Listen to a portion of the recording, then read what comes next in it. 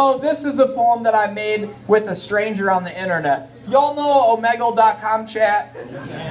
Don't go on there, but there's an opportunity on there. It's basically like chat roulette. You chat with a stranger, and you can make poems on there with people who do not know they're in a poem.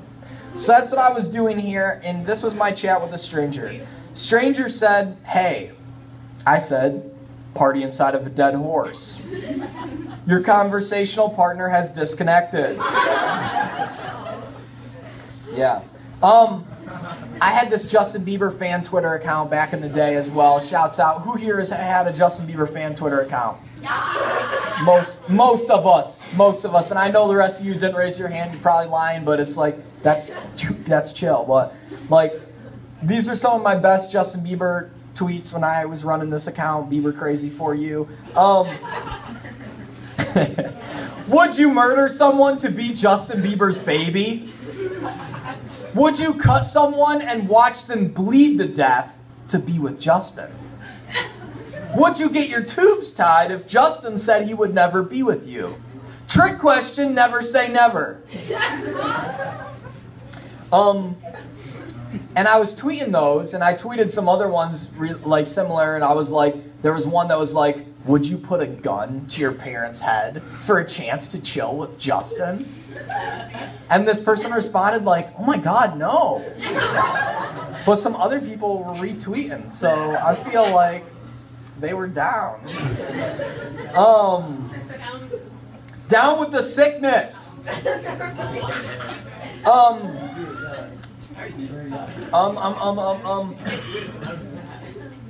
So how do you like Connecticut? I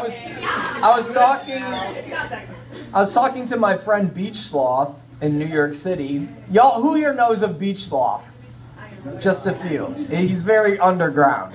He's an underground blogger. But Beach Sloth is a fun guy, and I was talking to him and I was saying, oh, I'm going up to Connecticut tomorrow, and he's like, oh, Connecticut. He's like, he said it's preps up here. He referred to it as the whole state as being preps. What do you guys think of that? You're probably like, no. Moderately true, you think? Yeah. Preps. Yeah, like preppy. Right. Preps. It's not coming from me. Don't worry about it. But some people are saying it's accurate, though. I got both. Anyway, these are some excerpts from this poem called "At Every Moment, the Fact That You Are Floating on a Rock in Space is Valid and Important to Consider Among Your Other Concerns." Yes. Dear reader, I love you, and I'm the only person on earth who loves you, so you better love me also. Imagine a world in which all alcohol consumption was replaced by people hanging out with dogs. Yes. Man goes on a month-long bender playing with dogs in his apartment. Rebellious teens partying with dogs. Dude, let's swing by the animal shelter and pick up some dogs for the party.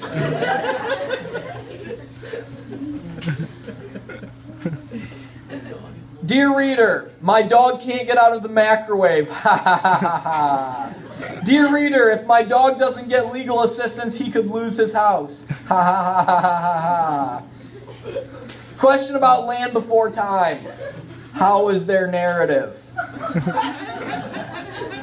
There was a story in my hometown of a local farmer who got revenge on another man by putting a dead cow in his driveway during his child's birthday party. True story. Imagine someone eating and screaming, like eating a full meal and screaming constantly between mouthfuls. See if you can fit that banana in your dad's ass could probably become a common saying like, how do you like them apples?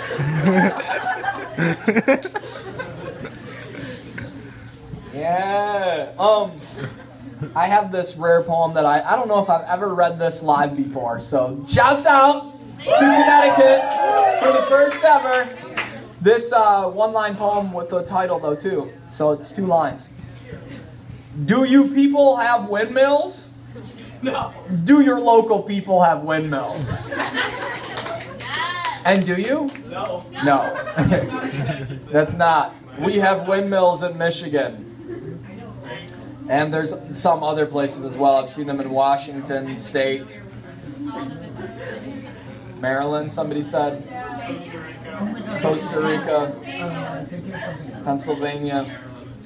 My whole family is emo, so yes, I'm offended by your comment. Definitely don't expect to see me back on your website again.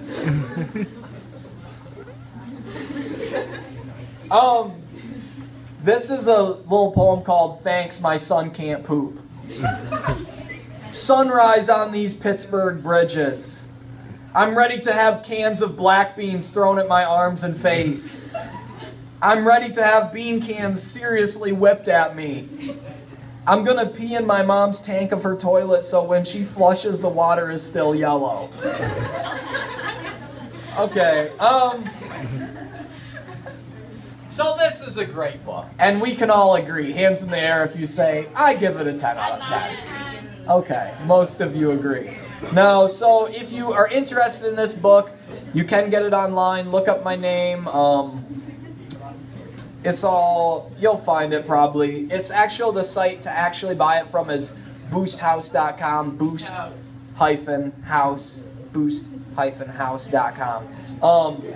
It's the press that I publish through.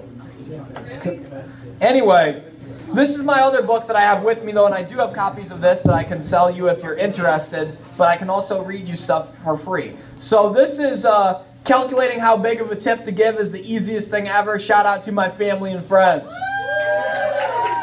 And such an important topic, you know, calculating tips. More and more of us are just struggling with this, and I just wanted to come out and say, you know, it's really easy. And don't worry about it. Shout out to my family and friends. This first story is called, the correct name for a bunch of bananas is a hand and a single banana is called a finger. Which you can fact check that. Online. Fact check that. Okay. Sarah was 1 year old. Little baby. Wah wah. Too bad for her. I'm older. I'm 14. I am 14 and 4 months. I was born during a meteor shower, and it shows in my personality. Wah wah, cry about it. Take it to the bank. See if they can cash it for you. I was born during a meteor shower, and it shows in daily life. Anyhow, Sarah grew up eventually. She turned 13. Then she got in a 13 going on 30 type thing, and she was even older ages.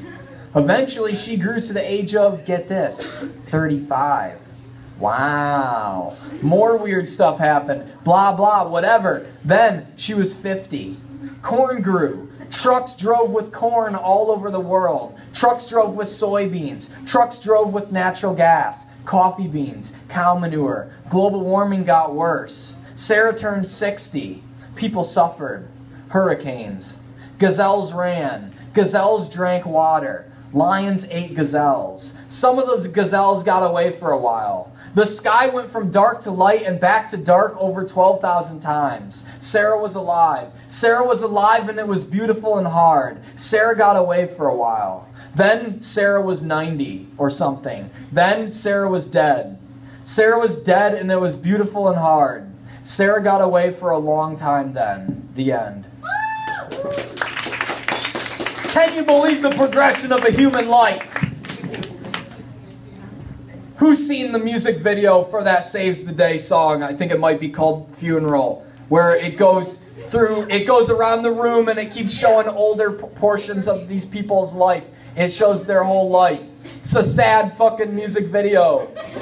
Because it's like, wow, that is happening to all of us. And it's like, time takes a while, but like it doesn't take that long. And sometimes when you talk to old people, they're like, the time goes by faster than you think. And you're like, oh shit. And then it's like, I don't know. Well, but you get old. And that's hard. This next one is called, I had a nightmare in which Zac Efron talked into a pizza to communicate to his dead lover. Who's had that nightmare? Nobody won. Okay, good. I like that people lie at my shows. I like that I say, who's had that exact nightmare? And a couple people raise their hand usually. Or I say this thing, I say, who here has wished that, like, I wish Will Smith would watch me have sex sometime? And, like, usually a lot of people raise their hand, and it's like, you haven't thought of that? Come on, that's a really original thought. But, like, you know, but I believe you too. Like, part of me is like, I want to believe that there's people out here thinking this stuff, you know, because it's important. Okay, who's ready? I am. I'm ready. Maybe. Who's crunk? I'm crunk. Okay. Now, I had a good amount of blueberries tonight. So, shouts out. The time is 7:06 a.m. Wow. Silent morning hours. It is arguably the closest time to the impossible but most satanic time of day, 6:66 a.m. Suddenly, Marina wakes from the longest sleep of her life, approximately 7 hours, and looks directly up and screams, "It's time to live my life!" Immediately, 4 clowns break into the room and start masturbating flippantly while skipping around the room, yodeling and screaming. Marina picks up a sawed-off shotgun from her nightstand and shoots it directly upward 5 times. Suddenly, a black and white cow enters the room and starts levitating into the middle of the air. The cow has the head of an extremely large human toddler, not a cow's head. Suddenly, everything freezes and a white light starts emanating from the center of the cow. It grows stronger and stronger, pulsing outward through the skin of the cow until the room is completely plastered in white light. Then, Keanu Reeves walks into the room. He is holding a memory card from an N64. He says, "When I was 22 years old, I saved my game on 007 GoldenEye at the exact moment before my character got killed by the small but ruthless villain Oddjob.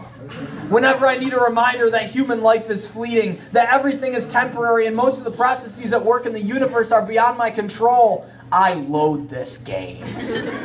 Keanu then starts crying. By now, the white light of the cow has almost completely enveloped Keanu as well. We don't have that long together.